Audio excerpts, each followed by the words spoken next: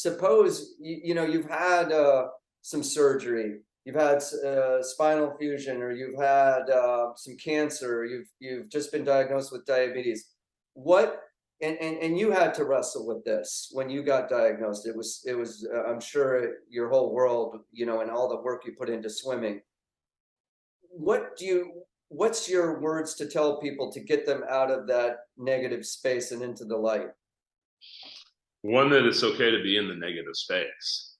Let's start there, right? So with a diagnosis or anything that you just rattled off, you're messed up if you aren't depressed about that kind of stuff, right? Like you're told you have cancer, or a life-threatening condition. Yeah, this is a natural reaction.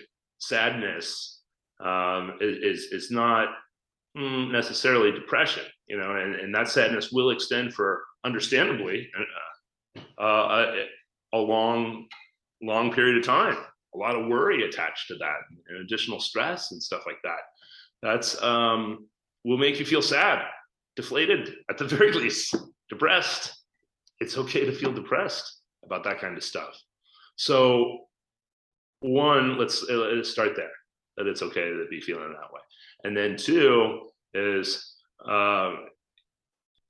small steps, and you hear it over and over again. You just put one foot in front of the other, right?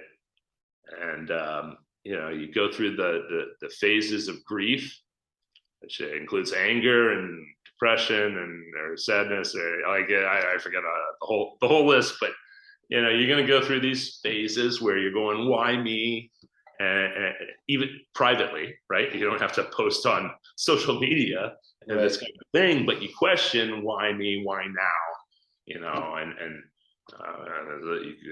a lot more questioning on the grander purpose of our existence here and that type of stuff. So it's a process, and it takes time to get through the process and allow yourself the time. Not just that you're feeling these things, but that it's going to take some time to get through it.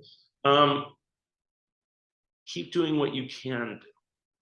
That's the putting the small steps, stringing small steps together. You can finish a marathon with really, really little steps. I really appreciate the time that you put in today, not just for National Diabetes Month, but strong messages for challenging times. We're still in some challenging times here, and it's always good to hear from somebody that's been through it and got to the light on the end of the tunnel.